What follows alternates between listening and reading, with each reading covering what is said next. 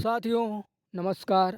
आप सभी को हमारे YouTube चैनल आध्यात्मिक ज्ञान स्पिरिचुअल नॉलेज भाग 3 में आप सबका स्वागत है। साथियों, आप सब हमारे अगले 2 भागों को बहुत प्यार दिया, बहुत सम्मान दिया। ऐसे ही प्यार सम्मान देते रहिए और अच्छा लगे तो हमारे YouTube को चैनल कीजिए और अपने दोस्तों को शेयर कीजिए और हमारा ऐसा ही सपोर्ट करते रहिए। दोस्तों, हम आपके सारे सवालों का जवाब, सारे शंकाओं का समाधान ऐसे ही आपको देते रहें और ईश्वर से और उस परमात्मा तक आपकी आवाज़ पहुंचाते रहेंगे और उस परमात्मा से प्रार्थना करेंगे कि आपकी मंजिल मोक्ष आपको प्राप्त हो, आपके जीवन का जो सतमार्ग हो वो सरल हो और सुगम हो और आप परमात्मा तक पहुँचे और अपने जीवन के परम लक्ष्य मोक्ष को प्राप्त करें। इसी कड़ी में दोस्तों आज के सवाल हैं, जीव, ब्रह्म, परम ब्रह्म, आत्मा, क्या ये सारे एक हैं या फिर ये अलग अलग हैं? अगर अलग अलग है तो इनके क्या डिफिनेशन है, इनके क्या लक्षण है, इनकी क्या परिभाषा है कि ये चारों अलग है? अगर चारों एक हैं तो ये कैसे साबित होगा कि ये चारों एक ही है? इसके क्या गुण है? ये जो जनमानस के सवाल हैं कि जीव, आत्मा, परमात्मा, परम ब्रह्म, ये सारे एक ही हैं। अगर इस सवालों पे आप देखेंगे, जितने हमारे धर्म गुरु हैं, चाहे शंकराचार्य हो, चाहे आचार्य हों, चाहे देवकीनंदन ठाकुर जी हों, बड़े से बड़े ज्ञानी ऋषि महर्षि शंकराचार्य महामंडलेश्वर, तो आपको पता चलेगा कि इनमें क्या भिन्न है। उनके पास कोई सवाल नहीं। वो बस कहते हैं कि श्री कृष्ण ही परमात्मा है, श्री कृष्ण ही ब्रह्म है, श्री कृष्ण ही पुरुष हैं, हम जीव हैं, बस इसके अलावा कोई नहीं है। क्यों नहीं है? क्योंकि उनको अपने शास्त्रों का ज्ञान नहीं है। वो केवल झूठी हवाला देते हैं शास्त्रों का, जबकि उनको असल में रियल में शास्त्रों का ज्ञान नहीं है। चलिए दोस्तों, सवाल की तरफ बढ़ते हैं। सबसे पहले बात करते हैं जीव। जीव क्या होता है? आत्मा जब किसी शरीर में प्रवेश करती है और वो शरीर खाता है, पीता है, चलता है, सोता है, सारी नित्य क्रियाएं करता है, वो जीव होता है। उदाहरण के लिए जैसे इंसान, हाथी, शेर, भालू, ये सब क्या है? ये सब जीव हैं। बात करते हैं आत्मा। आत्मा क्या है? आत्मा एक एनर्जी है। दोस्तों, यहाँ आत्मा को एनर्जी से संबोधित नहीं किया जा सकता है, लेकिन क्या है कि आत्मा अजर अमर है, अजर अमर अविनाशी है, वो तत्व से परे है। शायद आप लोगों को पता होगा, इस संसार 5 तत्व से बना है।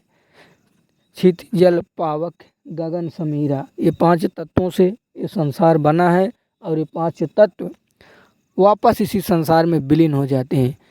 जबकि आत्मा तत्व नहीं है, उसे किसी तत्व से संबोधित नहीं किया जा सकता।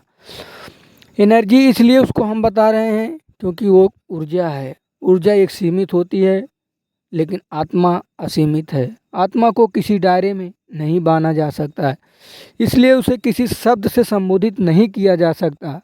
लेकिन आप सबको बताने के लिए उसको ये बताने की कोशिश कर रहे हैं कि आत्मा एक एनर्जी है, लेकिन वो असीमित एनर्जी है। वो डिस्ट्रॉय होने वाली नहीं है, वो कभी किसी में विलीन होने वाली नहीं है, क्योंकि वो तत्व से परे है, वो तत्व नहीं है। अब बात करते हैं ब्रह्म। ब्रह्म कौन है? दोस्तों, ब्रह्म ब्रह्मा विष्णु महेश का पिता है, जो गीता अध्याय 8 के श्लोक 13 में कहा है कि ओम इति एकाक्षरम, मुझ ब्रह्म का केवल एक ओम मंत्र है, इसके अलावा नथिंग एल्स। और वो ब्रह्म गीता अध्याय 8 के श्लोक 13 में वही ब्रह्म शिव पुराण में सदा शिव के नाम से जाना जाता है। जब एक बार भगवान ब्रह्मा और विष्णु में संवाद हुआ कि मैं तुम्हारा पिता हूँ, उन्होंने बोला मैं तुम्हारा पिता हूँ। इसी बात को लेकर दोनों में आपस में झगड़ा हुआ। इसी का फायदा उठाकर वो ब्रह्म शिव जी का रूप बना के सामने प्रत्यक्ष हुआ और कहा कि हे पुत्रों, आपस में क्यों लड़ रहे हो? तुम भगवान नहीं हो, भगवान तो मैं हूँ। तुम हमारे पुत्र हो। तो इस बात से सिद्ध होता है कि दोस्तों शंकर जी नहीं थे, वो ब्रह्म था, क्योंकि शंकर जी शिव जी विष्णु जी से छोटे हैं, उनके पिता नहीं हैं। वो ब्रह्म था, वो सदाशिव था, काल था। इसीलिए वहाँ पर ब्रह्मा विष्णु महेश को अपना पुत्र बनाया और अपना वास्तविक रूप छिपाया। वही ब्रह्म है जो गीता में भगवान श्री कृष्ण के अंदर प्रवेश करके महाभारत रचाया, लाखों लोगों को विनाश करा दिया, बड़े से बड़े अचंभे काम कराया। वही देवी भागवत में भी देवी भागवत पुराण में भी दुर्गा जी भी कह रही हैं अपने भक्तों को, अपने भक्त प्रजापति दक्ष को उपदेश देते हुए कह रहे हैं कि हे पुत्र, आप उस ब्रह्म की उपासना करो, उसका नाम ओम है और वह ब्रह्म लोक में रहता है। तो दोस्तों आपको शायद पता चल गया होगा कि ब्रह्म जो है वो ब्रह्म है, जो भगवान शिव ब्रह्मा विष्णु महेश का पिता है, उसका वास्तविक नाम ब्रह्म है। उसको गीता में ब्रह्म के नाम से जाना जाता है, शिव पुराण में सदाशिव काल के नाम से जाना जाता है और देवी भागवत पुराण में भी ब्रह्म के नाम से जाना जाता है। अब आप समझ गए होंगे दोस्तों ब्रह्म किसे कहते हैं। अब ब्रह्म कौन है? पर ब्रह्म वो है जो सर्वशक्तिमान है, जो संसार का मालिक है, जिसने सृष्टि को बनाया, जिसे हम और आप नहीं, ये पूरी दुनिया कहती है सर्वशक्तिमान। सबका मालिक एक है, सृष्टि का मालिक एक है। वो दोस्तों गीता अध्याय 18 के श्लोक 62 में भगवान श्री कृष्ण स्वयं कह रहे हैं कि हे अर्जुन, तुम परम शाश्वत सनातन धाम जाना चाहता है, जहाँ जाने के बाद साधक कभी संसार में लौटकर नहीं आता है, तो तुम उस परमेश्वर की शरण में जा।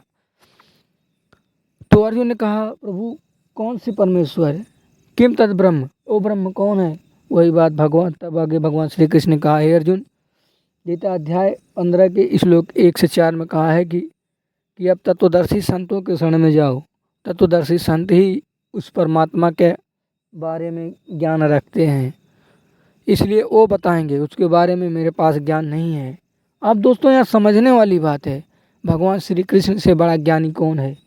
लेकिन भगवान श्री कृष्ण सच्चे हैं, ईश्वर हैं, उनको भी दया आती है, इसीलिए उन्होंने झूठ नहीं बोला, क्योंकि उनको पता है, क्योंकि उन्होंने स्वयं अपने ही लोगों के नहीं बचा पाए, स्वयं उनका पुत्र अभिमन्यु मारा गया, उसको नहीं बचा पाए, स्वयं उनके कुल यदुवंशियों नष्ट हो गए, उन्हें नहीं बचा पाए।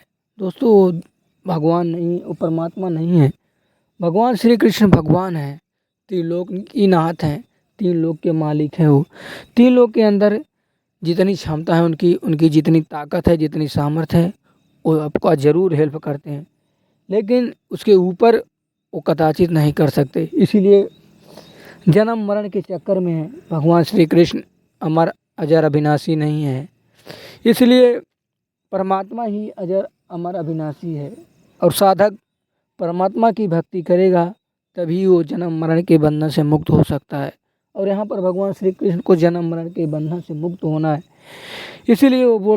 इसीलिए उनकी जिज्ञासा को देखकर भगवान श्री कृष्ण उन्हें परमात्मा के शरण में जाने को कह रहे हैं। गीता अध्याय 8 के श्लोक 1 से 4 में उस परमात्मा की जानकारी रखने वाले तत्वदर्शी संतों के बारे में भगवान श्री कृष्ण ने बताया है कि वो तत्वदर्शी संत ही तुझे तुम्हारा मार्गदर्शन करेंगे। उनको दंडवत प्रणाम कर, कपट छोड़कर उनके बताए हुए रास्तों पे चल, और वो जो रास्ता बताएंगे, जो मंत्र देंगे, उस मंत्र का मर्यादा में रह के पालन करेगा तो परम शाश्वत सनातन धाम पहुंच जाएगा। दोस्तों बस आज की वीडियो में इतना ही। वीडियो अच्छा लगे शेयर कीजिए, अपने दोस्तों के साथ भी शेयर कीजिए। मिलते हैं अगले वीडियो।